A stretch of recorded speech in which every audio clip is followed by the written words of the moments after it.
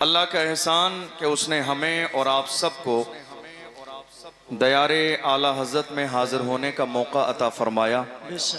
अल्लाह की बारगाह में दुआ है परवरदिगार आलम हमारी हाज़री को अपनी बारगाह में कबूल फरमाए। अल्लाहुम्मा आमीन या रब्बल आलमीन। अल्हम्दुलिल्लाह, हम और आप बरेली शरीफ की सरजमीन पर हाजिर हैं और आला हज़रत रज़ी अल्लाह अन्हु की बारगाह में खिराज अक़ीदत पेश करने की नीयत से हाजिर हैं। अल्हम्दुलिल्लाह। बरेली शरीफ की सरजमीन पर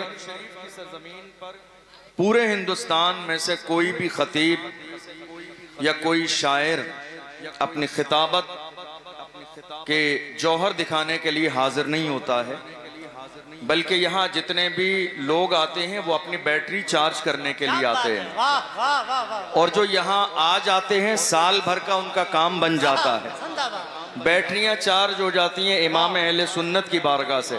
यहाँ कोई खिताब के जो है जौहर दिखाने के लिए नहीं आता। अल्हम्दुलिल्लाह आज हमारे इस अजीम मिंबर पर बड़ी बड़ी शख्सियात मौजूद हैं। मुफ्ती आज़म महाराष्ट्र अल्लामा मुफ्ती मुज्तबा शरीफ मिसबाही साहब, अल्लामा मुफ्ती फैज़ अहमद साहब क़िबला मिसबाही, अल्लामा मुफ्ती शाहनवाज आलम साहब क़िबला मिसबाही अजहरी और भी बहुत सारे हमारे उलमा इकराम मुफ्तियान इकराम जिनके नामों से मैं वाकिफ़ नहीं मौजूद हैं। तो वक्त बहुत कम है। सैयद जामी अशरफ साहब क़िबला भी तशरीफ़ लाने वाले हैं, उसके बाद सैयद अमीनुल क़ादरी साहब क़िबला का भी खिताब होने वाला है। तो आप लोग बहुत तसल्ली और सुकून के साथ तशरीफ़ रखें और माहौल बेहतर बना के रखें ताकि ये महफिल बहुत कामयाब हो और हम सब अपने घरों से आए हैं तो आला हजरत का फैज़ान लेकर वापस जाएं। मुझे ये दूर तक आशिकों का सैलाब देखकर एक गुस्ताख का वो जुमला याद आ रहा है जिसने अपने मानने वालों को गालिबन किसी जलसे की तैयारी का हुक्म दिया था और कहा था इतनी भीड़ जमा करना, इतने लोग लाना कि सफर का मेला फेल हो जाए। और सफर के मेले से उसने इशारा इमाम अहमद रजा के गुलामों और उर्से रज़वी की तरफ किया था कि सफर का मेला फेल हो जाए। मैं कहता हूं अगर आज ऐसे हासिद बरेली शरीफ की सरजमीन पर होते तो उनके कलेजे दहल जाते और पता चल जाता तुम्हारे पास आशिकों का इतना हुजूम नहीं है, उससे ज्यादा हमारे यहाँ जूतियां पड़ी रहती है। बहुत अच्छे। तुम सफर के मेले की बात करते हो, सफर का मेला फेल हो जाए, देख नहीं रहे हो? बरेली के कोने कोने पे चले जाइए, आशिक जब बरेली के हुजूम को देखता है तो देख के कहता है वादी रजा की को है, हिमालय रजा का है, जिस्म देखिए वो इलाका रजा का है। जिंदाबाद जिंदाबाद। बहुत अच्छे मुफ्ती साहब। जितने उलमा इकराम यहाँ आ रहे हैं माशाअल्लाह वो देख रहे हैं पूरे शहर में जी पैर रखने की जगह नहीं है। खुद बहुत अच्छे मुफ्ती साहब। ये बुजुर्गों का फैजान है, वो देख रहे हैं। मैं खुद अभी आया तो आते वक्त में आप यकीन जानिए मुझे जंक्शन से लेकर यहाँ तक आने में तकरीबन 2-2.5 घंटे लगे। अल्लाह। मगर मैं परेशान नहीं था किसी भी तौर पर, रश्क हो रहा था हुजूर के गुलामों को देखकर, इमाम अहमद रजा के गुलामों को देखकर। अल्हम्दुलिल्लाह मौजूदा दौर में आला हजरत के जमाने के बुजुर्गों में पूरी दुनिया के अंदर सबसे ज्यादा नाम अगर लिया जाता है तो इमाम अहमद रजा का नाम लिया जाता है। इमाम अहमद रजा के नाम के नारे लगते हैं और क्यों ना हो, जो मुस्तफा के गुलाम बनते हैं वही जमाने के इमाम बनते हैं। हम इसीलिए तो कहते हैं इज्जत उसी की जाएगी जो मुस्तफा की इज्जत करेगा, ताज़ीम उसी की जाएगी, नाम के नारे लगते हैं। और क्यों ना हो, जो मुस्तफा के गुलाम, जो मुस्तफा की ताज़ीम करेगा। जामिया नूरिया रज़विया के अंदर गुलामाने इमाम अहमद रजा आज दुनिया के सामने फख्र के साथ ऐलान कर रहे हैं इज्जत उसी की जाएगी जो मुस्तफा की इज्जत करेगा। और डॉक्टर इकबाल के अंदाज में ऐलान कर रहे हैं कि मोहम्मद से वफा तूने तो हम तेरे है, ये जहां चीज है क्या लाहो कलम तेरे। नारे तकबीर, नारे रिसालत, उर्से रज़वी, जश्न दस्तारे फजीलतो इफ्तार। जिंदाबाद आज जिंदाबाद। हिंदुस्तान की सरजमीन पर हालात हमारी निगाहों के सामने हैं। आपने शुरू से लेकर अब तक जो तकरीर सुनी, मेरी तकरीर का अंदाज थोड़ा सा मुख्तलिफ होगा।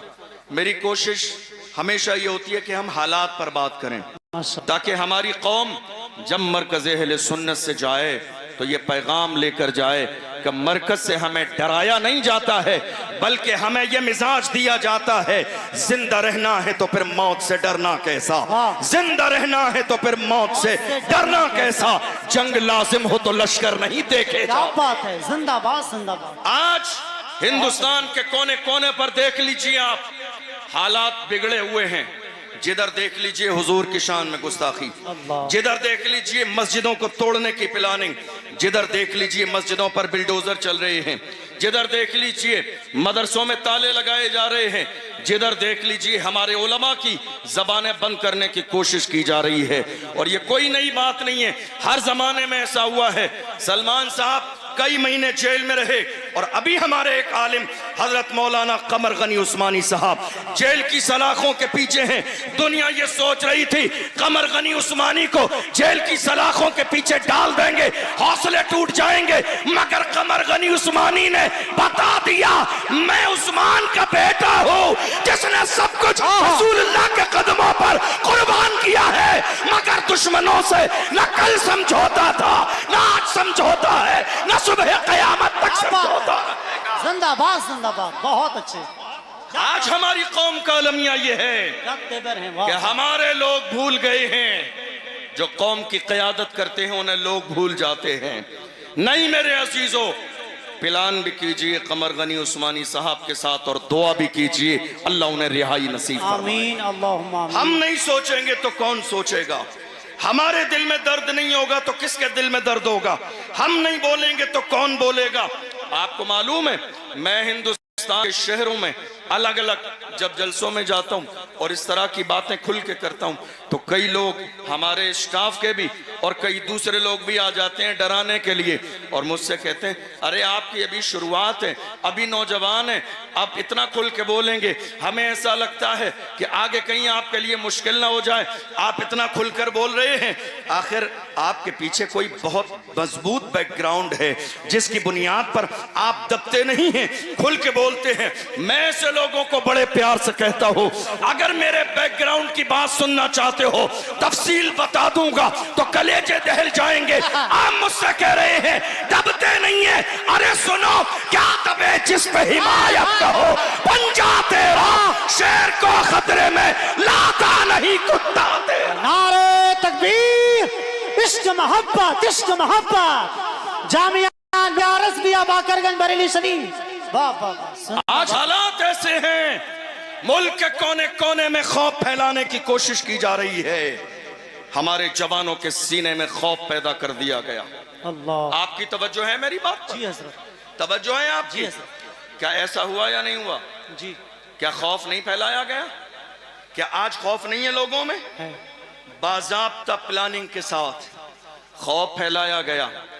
ये खौफ ही की अलामत है कि हमारी मस्जिदें तोड़ी जा रही हैं और बोलने वाला कोई नहीं है। यह खौफ की ही अलामत है कि संभल की शाही जामा मस्जिद के साथ मंसूबा बंदी के साथ माहौल खराब करने की कोशिश की गई, बोलने वाला कोई नहीं है। यह मंसूबा बंदी ही है जो फतेहपुर के मकबरे पर लोग चढ़ के बेहुरमती कर रहे थे, मगर कोई बोलने वाला नहीं था। यह मंसूबा बंदी ही है कि आपने जनवरी और फरवरी में बाज़ाब्ता हमारे लिए बाज़ाब्ता अयोध्या के मेले में हमारे लिए बोर्ड लगा दिए गए, मुसलमानों की एंट्री नहीं होगी। हमसे कहा जाता है नफरत फैलाते हैं, हम नफरत फैलाते हैं। देख लो, मुल्क का सबसे बड़ा उर्स मेरे आला हजरत का उर्स है। कोई बोर्ड लगा कि फुला नहीं आएगा? गरीब नवाज के उर्स में कोई बोर्ड लगा कि फुला नहीं आएगा? मखदूम की छोटा के उर्स में कोई बोर्ड लगा कि फुला नहीं आएगा? हमारे सीने कुशादा है, दिल कुशादा है, घर कुशादा है। और रही बाज़ाब्ता अयोध्या के मेले की बात, तो सुनिए, हमारे लिए बोर्ड लगा दिया गया तुम्हारे लिए कलमा पढ़ने वालों की एंट्री नहीं है, मगर अल्लाह की शांति को खुदा जो करता है वो बेहतर करता है। बाद में हमें खुदा की ये मसला ही समझ में आई, अगर मुसलमान चले गए होते, वहां भगदड़ भी मची, लोग गिरे भी, आग भी लगी, लोग मरे भी। कहीं ऐसा नहीं कि कोरोना के जमाने की तरह ये दस्तार भी हमारे सर पे बांध दी जाती कि कोरोना इन्होंने फैलाया है, अल्लाह जो करता है अच्छा करता है, हमारे नाम का बोर्ड लगा दिया गया, एंट्री नहीं होगी। मगर जमाने ने देखा, जब मची भगदड़, लोग मरने लगे, तो यही कलमा पढ़ने वाले मुसलमान थे जिन्होंने दिल के दरवाजे भी खोले, मस्जिदों के दरवाजे खोले, घर के दरवाजे खोले और कहा खाना तुम्हारे लिए, पानी तुम्हारे लिए, बाथरूम तुम्हारे लिए, बिस्तर तुम्हारे लिए, चैन तुम्हारे लिए, सुकून तुम्हारे लिए। तब जाके उन दुश्मनों ने कहा हमने तुम्हें आने न दिया मगर तुमने बिस्तर लगा दिए। तो मुसलमानों ने कहा वो तुम्हारा किरदार था, ये मोहम्मद अरबी के गुलामों का किरदार। बहुत अच्छे, जिंदाबाद जिंदाबाद, सुभान तुम्हारा किरदार था, ये मोहम्मद अरबी के गुलामों का किरदार है। फिर भी हमसे ये गिला है कि वफादार नहीं, क्या कहने हैं, फिर भी हमसे ये गिला है कि वफादार नहीं। अरे हम वफादार नहीं, तू भी तो दिलदार नहीं। जिंदाबाद, क्या बात। आज वाह वाह, मुल्क के हालात दिन ब दिन खराब क्यों हो रहे हैं? आपने कभी गौर किया? खराब इसलिए हो रहे हैं कि जहां कौम मुस्लिम को बोलना चाहिए, मुसलमान वहां बोलते नहीं हैं, और जहां मुसलमानों को खामोश रहना चाहिए वहां मुसलमान बोलते नजर आते हैं। यही वजह है कि हालात दिन ब दिन खराब होते चले जा रहे हैं। मैं बस अपनी कौम से इतना कहता हूँ, ये खामोश मिजाजी तुम्हें जीने नहीं देगी, ये खामोश मिजाजी तुम्हें जीने नहीं देगी। इस दौर में जीना है तो कोहराम मचाओ, इंतजार किस दिन का है? कोई सलाहुद्दीन अय्यूबी अब नहीं आएगा, मौजूदा दौर का सलाहुद्दीन अय्यूबी हमें बनना है, मौजूदा दौर का टीपू सुल्तान हमें बनना है, मौजूदा दौर का मोहम्मद बिन कासिम हमें बनना है। दुनिया रसूलुल्लाह की शान में गुस्ताखी करेगी, फख्र के साथ कहिए जो जान मांगोगे जान देंगे, जो माल मांगोगे माल देंगे, मगर ये हमसे कभी न होगा, नबी का चाहो जलाल देंगे। बहुत अच्छे, जिंदाबाद जिंदाबाद, बहुत अच्छे। आपने देखा नहीं माशाअल्लाह माशाअल्लाह, रसूलुल्लाह की शान में गुस्ताखी हुई। हमारे कितने बुजुर्ग ऐसे थे, जवान जब इकट्ठा होकर गए अपने बड़ों के पास, कहा हम रसूलुल्लाह की नामूस के लिए मुल्क के कानून के दायरे में उठ के खड़े होना चाहते हैं, कुछ करना चाहते हैं। तो हमारे बड़ों ने डरा दिया और क्या कहा, हालात अच्छे नहीं है। बताइए ये जुमला सुनने में आया या नहीं आया? सुना या नहीं सुना आपने? क्या कहा?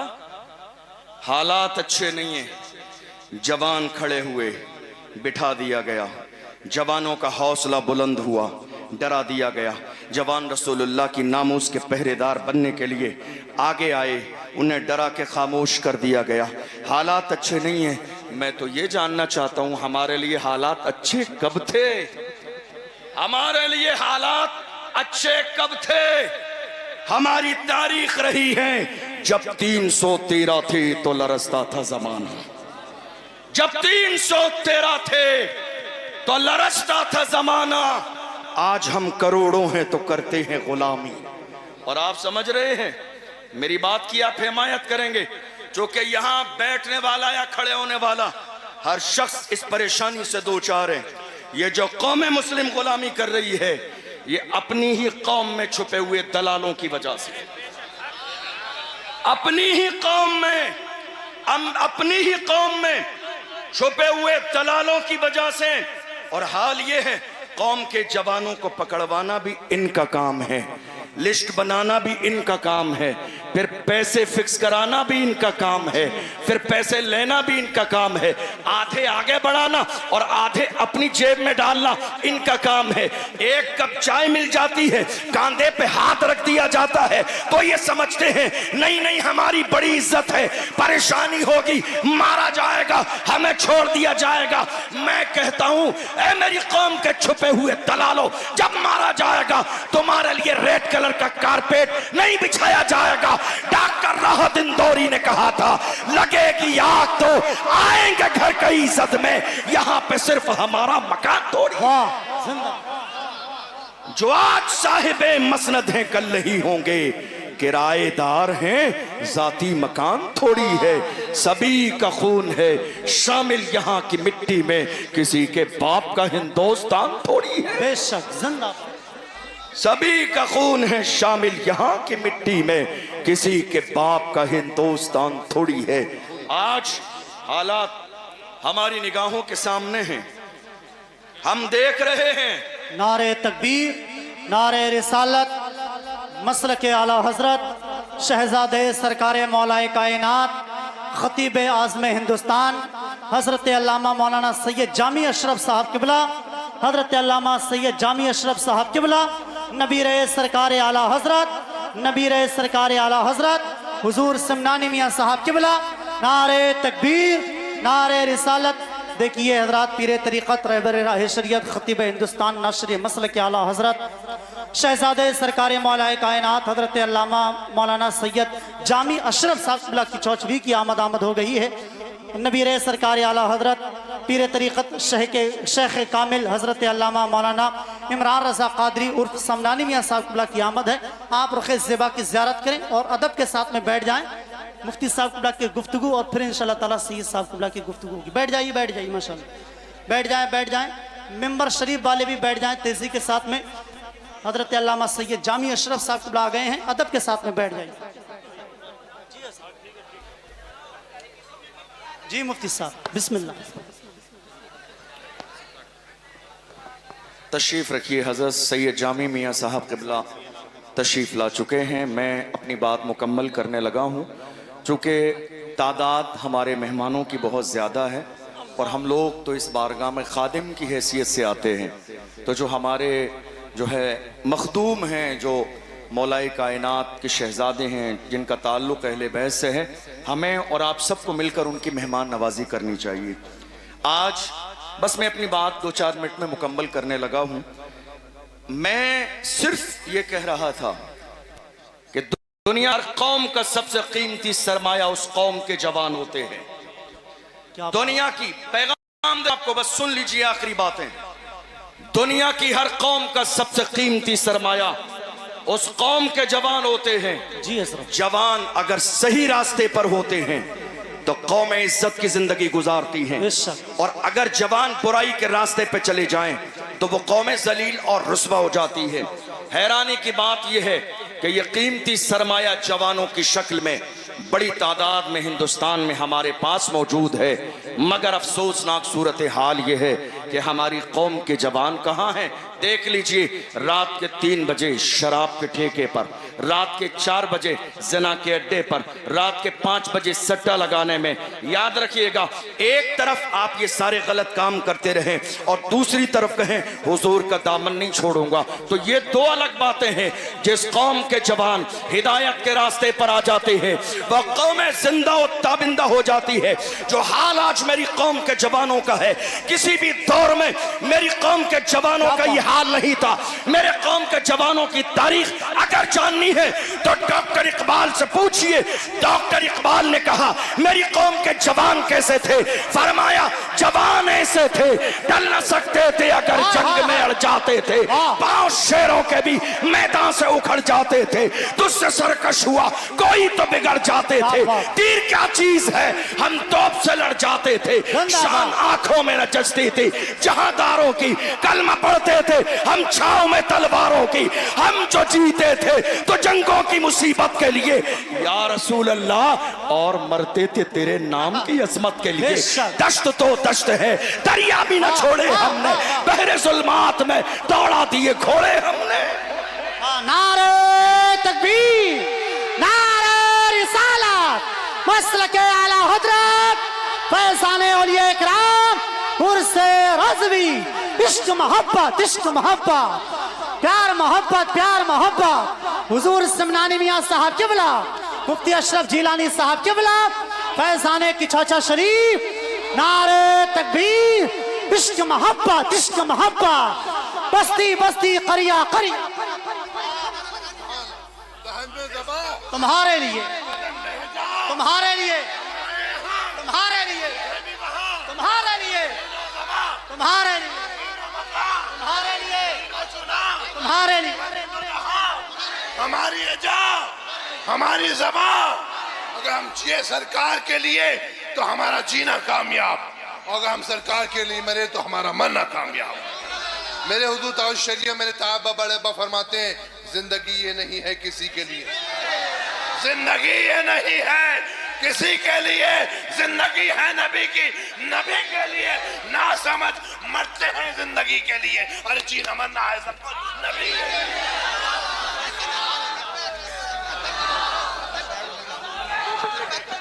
माशाअल्लाह, बस हो गया माशाअल्लाह। तकरीर सुने माशाअल्लाह। हज़रात, आज हालात ये हैं, लगातार ये प्लानिंग की जा रही है रसूलुल्लाह की शान में गुस्ताखी की जाए और पैगंबर की अजमत को घटा दिया जाए। बस 2-4 मिनट आपके ले रहा हूं, बात मुकम्मल होने लगी है। लोग कोशिश कर रहे हैं मुल्क के कोने कोने पर कि पैगंबर की शान में गुस्ताखी करो तो पैगंबर की शान घट जाएगी। मैं कहता हूं बेवकूफो, तुम्हारे चाहने से शान घट जाएगी।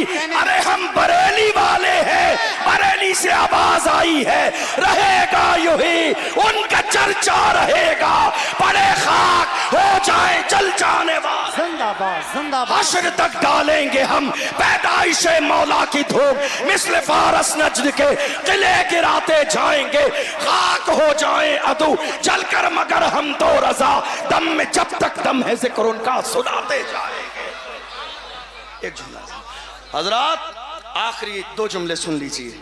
आखिरी बात, अपने सीनों से खौफ निकाल दीजिए, अपने सीनों से डर निकाल दीजिए। अल्लाह ने मौत का वक्त मुकर्रर कर दिया है, न एक लम्हा पहले आएगी न एक लम्हा बाद में आएगी।